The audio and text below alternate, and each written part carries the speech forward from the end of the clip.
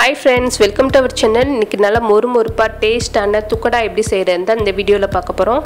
அதுக்கு முன்னாடி வீடியோ பார்க்குற फ्रेंड्स அனைவரும் இதுவரைக்கும் நம்ம சேனலை சப்ஸ்கிரைப் பண்ணாதவங்க ப்ளீஸ் மறக்காம சப்ஸ்கிரைப் பண்ணுங்க. இப்போ எப்படி செய்யலாம்னு பார்க்கலாம். இப்போ ஒரு பவுல் எடுத்துக்கோங்க. இதுல 1 கப் மைதா மாவு சேர்த்துக்கோங்க.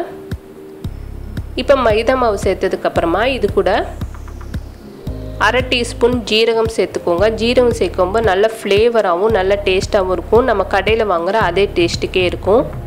இது கூட 1/2 டீஸ்பூன் அளவுக்கு சில்லி ஃப்ளேக்ஸ் சேர்த்துக்கலாம். மாவுக்கு தேவையான அளவுக்கு உப்பு சேர்த்துக்கோங்க. இது கூட இன்னும் கொஞ்சம் மொறுமொறுப்பாக இருக்கிறதுக்கு ஒரு 2 டீஸ்பூன் அளவுக்கு நல்லெண்ணெய் சேர்த்துக்கிற போகிறோம். நல்லெண்ணெய் இல்லைன்னா நெய் சேர்த்துக்கோங்க. நெய்யை ஹீட் பண்ணிவிட்டு சேர்த்துக்கோங்க. இப்போ எல்லாம் சேர்த்ததுக்கு அப்புறமா இதை நல்லா மிக்ஸ் பண்ணிக்கலாம். இப்போ நல்லா கலந்ததுக்கு அப்புறமா இதில் கொஞ்சம் கொஞ்சமாக தண்ணி தெளித்து சப்பாத்தி மாவு பதத்துக்கு பிணைஞ்சிக்கிற போகிறோம்.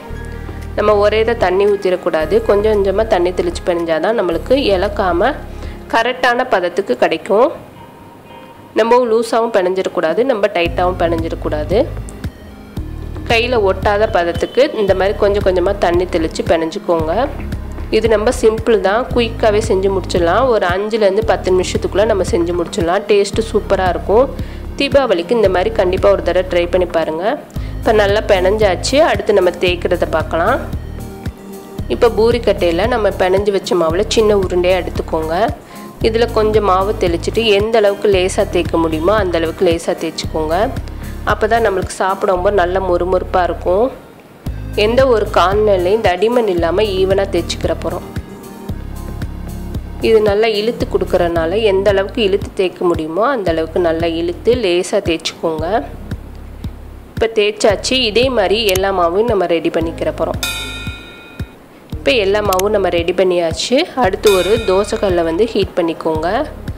நல்லா ஹீட் ஆனதுக்கப்புறமா நம்ம எடுத்து வச்ச மாவை போட்டுக்கலாம். போட்டுட்டு ஒரு சைடு 1 நிமிஷம், அடுத்து திருப்பி போட்டுட்டு 1 நிமிஷம், மொத்தமே ஒரு 2 நிமிஷம் அடுப்பில் இருந்தால் போதும். இந்த மாதிரி நம்ம செய்யும்போது நம்மளுக்கு சிப்ஸு சாப்பிடும்போது நல்ல மொறுமொறுப்பாக கிடைக்கும்.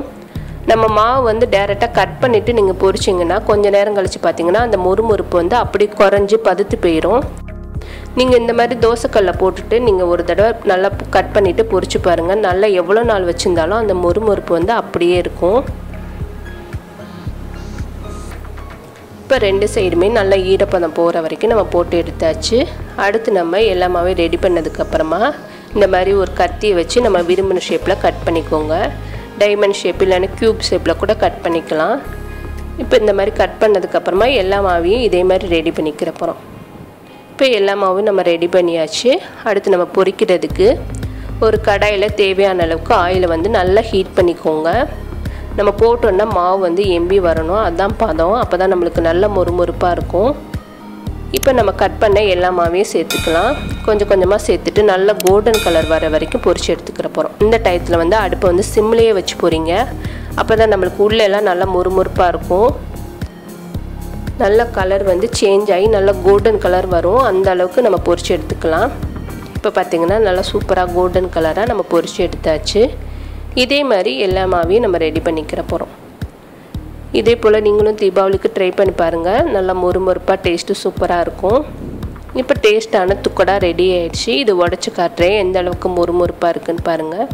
நல்லா கட் ஆகும். நம்ம கையில் அமுக்கும் போதே நல்லா தூளாக ஆகும். அந்தளவுக்கு நல்லா மொறுமொறுப்பாக இருக்குது. இது எவ்வளோ நாளாக ஆனாலும் அந்த மொறுமொறுப்பு அப்படியே இருக்கும். ஒரு ஏர் டைட் டப்பாவில் போட்டு வச்சிட்டிங்கன்னா நல்லா டேஸ்ட்டாக நல்லா மொறுமொறுப்பாக இருக்கும். இதே போல் நீங்களும் ட்ரை பண்ணி பாருங்கள். இந்த வீடியோ உங்களுக்கு பிடிச்சிருந்துச்சுன்னா லைக் பண்ணுங்கள், ஷேர் பண்ணுங்கள். மறக்காமல் நம்மளோட சேனலுக்கு சப்ஸ்கிரைப் பண்ணுங்கள். தேங்க்யூ.